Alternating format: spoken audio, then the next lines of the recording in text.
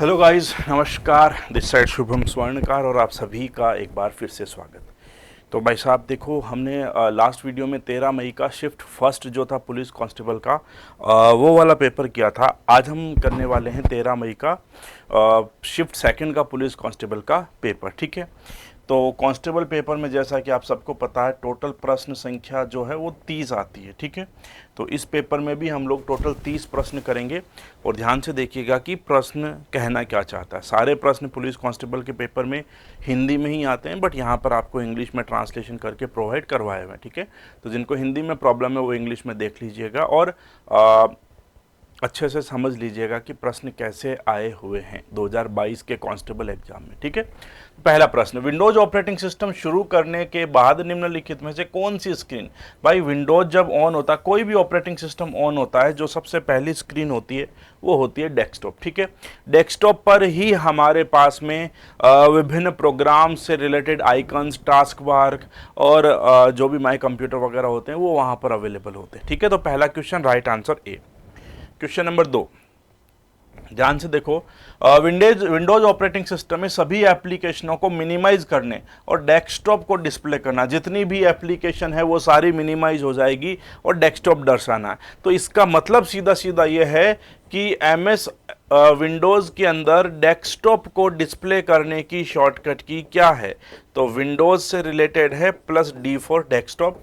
Right answer आपका second number प्रश्न का हो जाएगा सी, विंडोज +D यानी कि डेस्कटॉप के लिए हम इस शॉर्टकट कुंजी का प्रयोग करते हैं। ठीक है, प्रश्न संख्या 3, निम्नलिखित में से कौन सा ऑपरेटिंग सिस्टम GUI यानी कि ग्राफिकल यूजर इंटरफेस इसके अंदर है। ठीक है, प्लस मल्टी यूजर और मल्टीटास्किंग भी होता है, तो ऐसा कौन सा ऑपरेटिंग सिस्टम है। तो देखो, MS DOS तो आपका कैरेक्टर यूजर है, एंड्रॉयड ग्राफिकल है बट मल्टी यूजर नहीं है, सिंगल यूजर है, विंडोज XP सिंगल यूजर है। अब लाइनक्स और यूनिक्स जो है दो ऑपरेटिंग सिस्टम आते हैं जिन्हें हम लोग मल्टी यूजर कहते हैं। ठीक है, तो लाइनक्स और यूनिक्स जो हैं वो आपके मल्टी यूजर ऑपरेटिंग सिस्टम कहलाते हैं। क्वेश्चन संख्या 3 right answer B.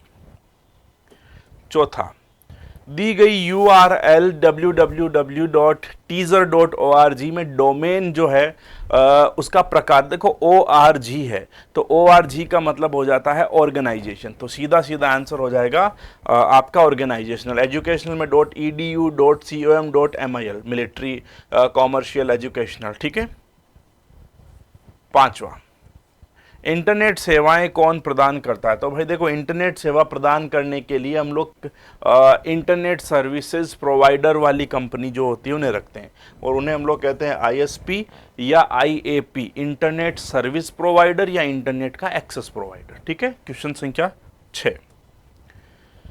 Google Chrome में क्लियर ब्राउजिंग डेटा विकल्प को खोलने के लिए कीबोर्ड शॉर्टकट, मतलब जो ब्राउजिंग हमने हिस्ट्री देखी है उसको बिल्कुल साफ साफ कर देना है, कुछ भी नहीं छोड़ना है। तो उसके लिए हमारे पास में देखो, अगर आप लोग Ctrl+H दबाते हो तो यहाँ पर आप लोगों को हिस्ट्री दिखती है। ठीक है, और अगर आप लोग Ctrl+Shift+Delete दबाओ तो सारी की सारी रामलीला खत्म हो जाती है। ठीक है, क्लियर ब्राउजिंग डेटा विकल्प जो है वो ख़त्म करना है तो Ctrl+Shift+D शॉर्टकट की यूज़ होने वाली है। ठीक है, क्वेश्चन संख्या 7, ISP, देखो अभी आया ISP, अब आया इसका ISP का पूरा नाम इंटरनेट सर्विस प्रोवाइडर। क्वेश्चन संख्या 7 राइट आंसर आपका हो जाएगा ए। ठीक है, प्रश्न संख्या 8, किसी वेबसाइट पर आमतौर पर जो पहला पेज है उसे होम पेज कहते हैं। किसी भी वेबसाइट का पहला पेज जो है वो होम पेज कहलाता है। ठीक है, अगला, इनपुट डिवाइस का उदाहरण बताओ भाई। स्पीकर आउटपुट है, प्रोजेक्टर जो है वो आउटपुट है, रीड करने वाले इनपुट होते हैं और प्रिंटर आउटपुट है। तो सिंपल सा लॉजिक हो गया, बार कोड रीडर आपकी इनपुट डिवाइस है, बाकी सारी आउटपुट डिवाइस है। ठीक है, अगला प्रश्न है, इनपुट डिवाइस का एक सामान्य कार्य है। इनपुट डिवाइस करती क्या है ये पूछा है आपसे, तो डेटा को कंपाइल करना यानी प्रोसेस करना ना काम नहीं, रीडिंग इनपुट डेटा है, प्रोसेस नहीं है, इनपुट डेटा को लिंक भी नहीं करना। ठीक है, केवल और केवल डेटा को इनपुट में भेजना और केवल जो इनपुट में भेजा गया है डेटा उसे रीड करने का काम जो है वो इसका होता है। ठीक है, question number 10 right answer B. Question number 11, S D RAM का प्रकार नहीं है। देखो हम लोग जो हमारे कंप्यूटर में रैम यूज़ में लेते हैं, ठीक है, हम लोग हमारे कंप्यूटर में रैम लेते हैं DDR1, DDR2, DDR3, ये सारे एस डी रैम के प्रकार है। और एस रैम जो है अलग है। देखो दो प्रकार की रैम होती है वैसे, एक होती है एस रैम यानी कि स्टैटिक रैम, एक होती है डी रैम यानी कि डायनामिक रैम। इस डी रैम का प्रकार होता है एस डी रैम, और इस एस का पूरा नाम होता है सिंक्रोनस, ठीक है, इस एस का पूरा नाम होता है सिंक्रोनस। तो DDR1, DDR2, DDR3 ये एस डी रैम के प्रकार है। S RAM S D RAM का प्रकार नहीं। अच्छा प्रश्न है, घुमाया हुआ प्रश्न।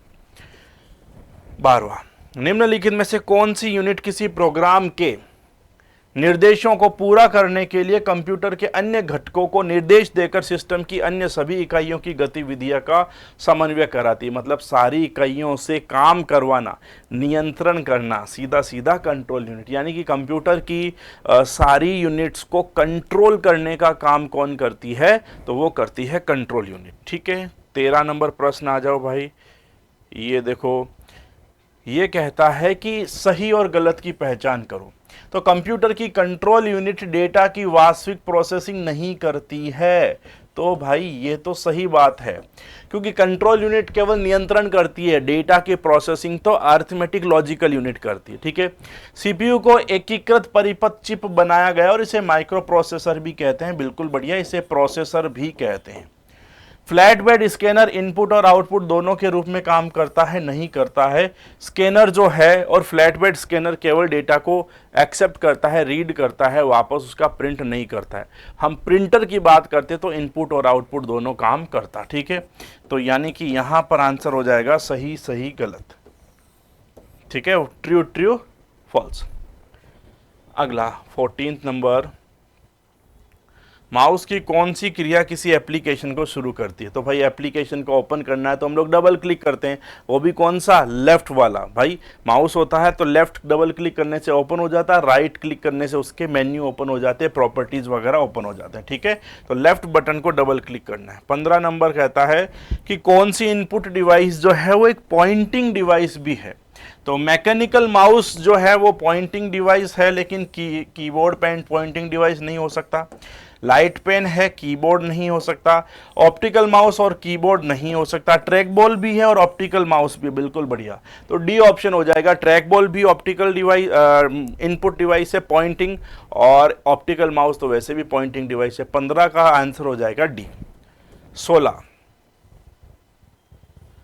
सही और गलत की पहचान करो। ठीक है भाई, सही और गलत की कर लेते हैं।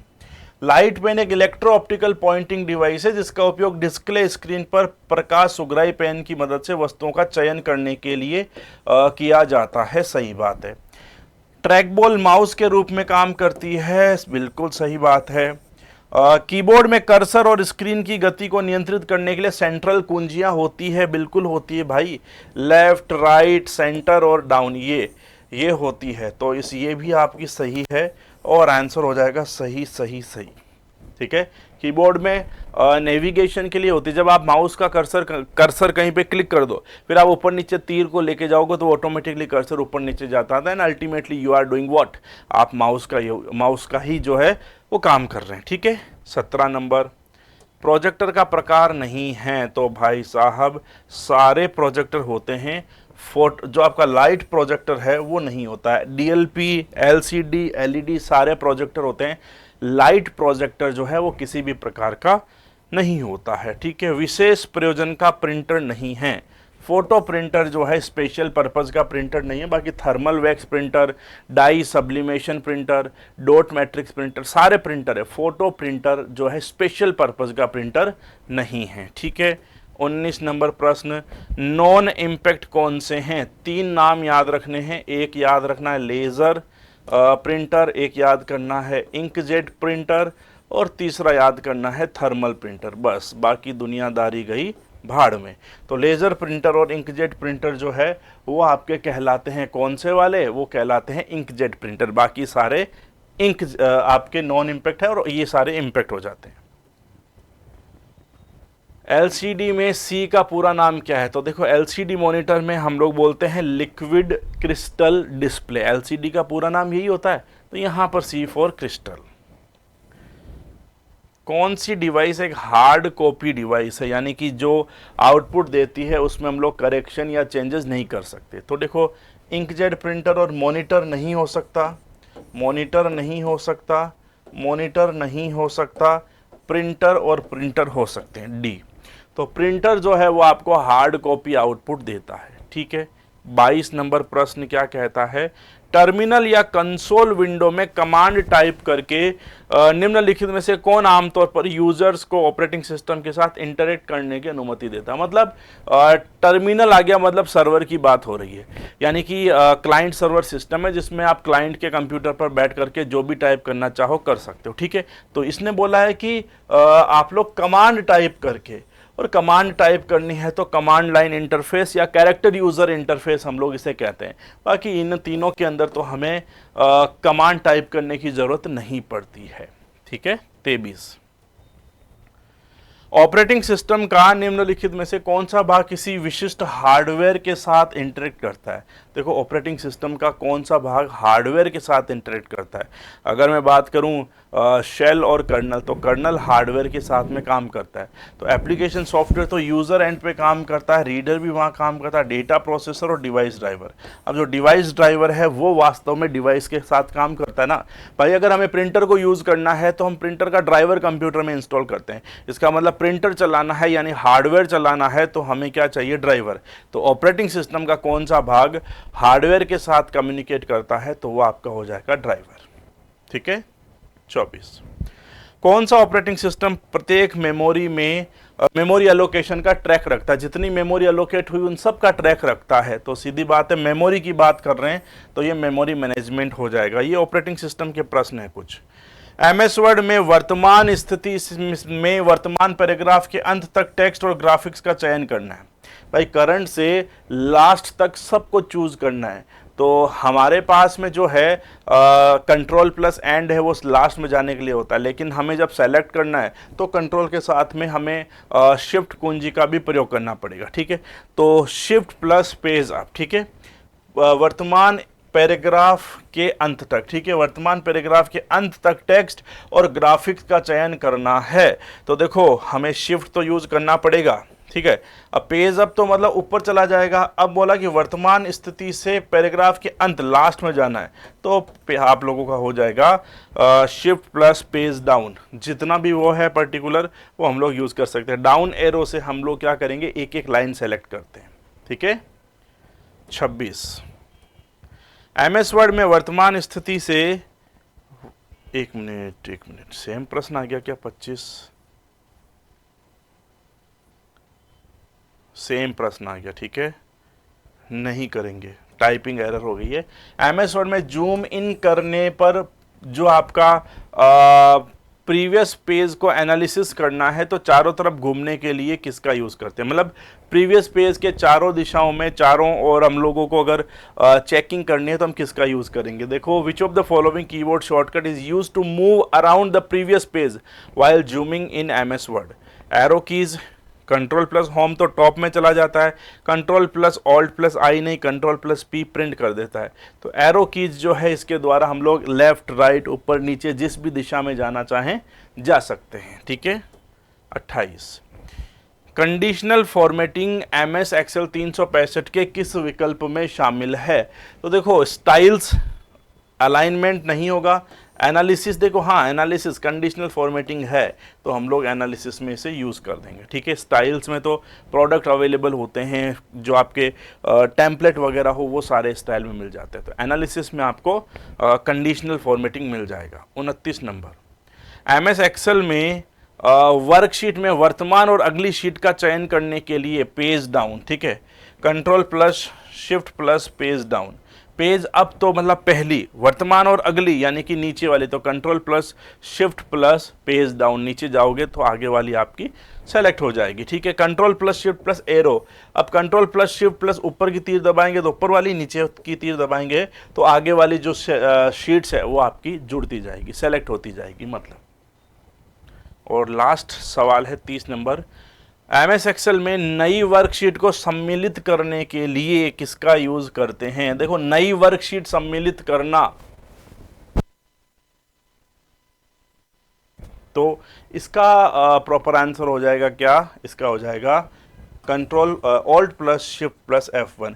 एक खाली कंट्रोल प्लस F1 चलता है जब हम लोगों को फॉर्मेटिंग चेक करना हो तब, ठीक है। तो ये कांस्टेबल की 13 मई वाली शिफ्ट की 13 मई वाली सेकंड शिफ्ट जो थी उसके आंसर है, ठीक है। मिलेंगे एक अगले वीडियो में जिसमें एक और शिफ्ट हम लोग करेंगे 30 प्रश्नों वाली पुलिस कांस्टेबल की, ठीक है। अभी के लिए इतना ही। Thank you so much. Like और सब्सक्राइब ज़रूर करते हुए जाइएगा। Thank you, bye.